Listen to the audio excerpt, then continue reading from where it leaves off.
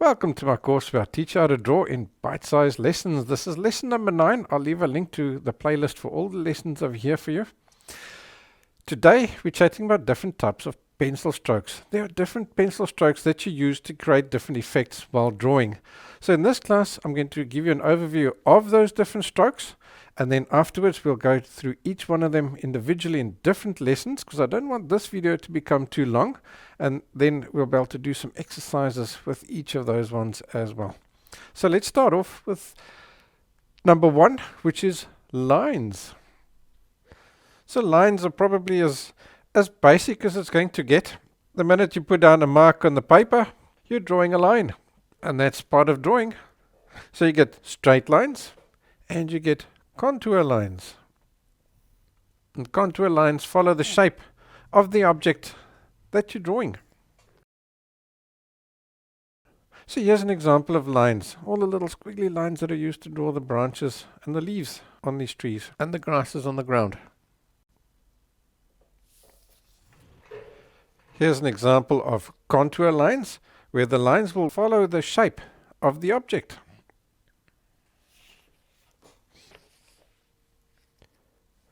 And here's one last example. Lots and lots of little lines make up this whole picture. So some are just straight lines, others are contour lines following the shape of the cat.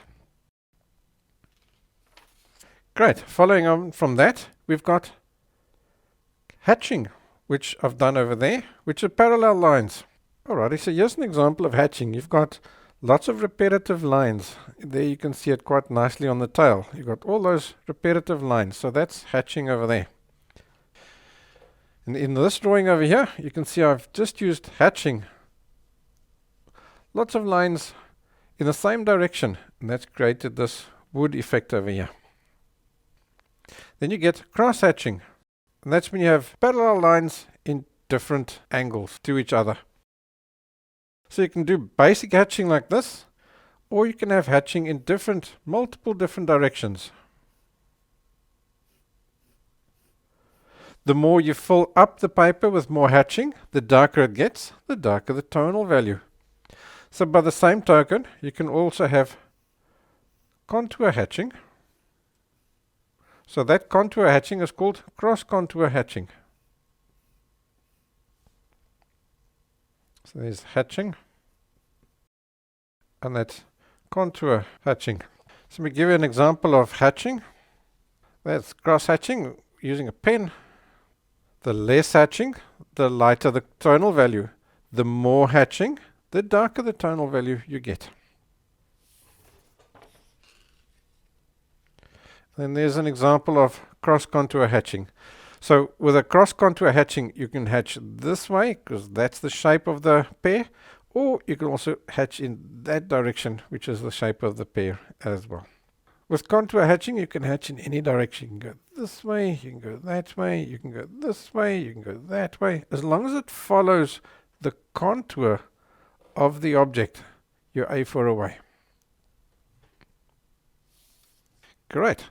The next method is flicks. So that's when you're start off with a line, but you end it with a flick. Like this. And I think you already know what that's for. That's right, it's for drawing animals. So flicks. This whole drawing here was drawn with flicks, the whole animal.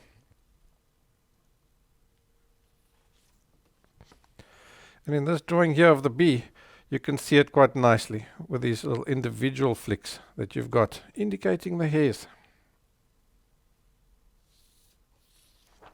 Next up, we have a very interesting technique. It's called scumbling. So scumbling is just making random marks on the paper. And there's 2 ways of doing it. The first one is circles. So you're just making random circles on the paper like this. The more you fill it up with circles, the darker the tonal value is going to be. The less circles you add, the lighter it's going to be. So that's the one way. The next way is scribbles. So I'm going to just exaggerate the motion, just like that. Just little random scribbles like this.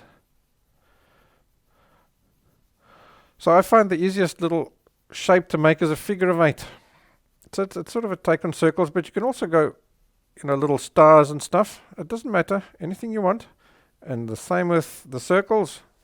The more scribbles you add on there, the darker the tonal value. So let me show you practical examples of that. In this drawing over here, that whole tree there was drawn using scumbling. And in that drawing over there, the whole koala, all this texture was drawn using scumbling. The next technique is super simple, and that's blocking in. And that's simply when you use overlapping strokes to cover an area of the paper. So you can also do that with a sponge, but in this one we're just doing the pencil strokes. So an example of that would be to get a background nice and solid, single tonal value like that. Building on from that, we have shading, and that's when you use different pressure on the pencil to create different tonal values. And where the one tonal value gradually becomes another tonal value. So I'll just start pressing hard and gradually lay off on the pressure on the pencil until you've got lighter and lighter. So that's shading. An example of that would be something like this. When you're drawing a portrait, you've got lots of little tonal value changes where they gradually move from the one to the next. Then in drawing, you have an interesting concept. The one is called additive. So let's just put on some tonal value over here. Okay, so what I've done now is I've been adding tonal value to the drawing. So that's additive drawing.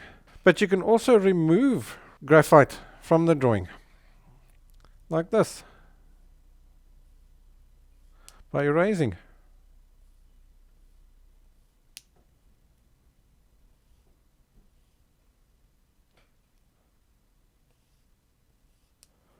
And that's called subtractive drawing. So let me show you some examples of subtractive drawing. With this glass over here, I've put a basic tonal value down on the paper, used an eraser to erase all the lovely highlights, and then just came back in with a few little darks to accentuate the shape. But for the most part, this is a subtractive drawing. Here's another example.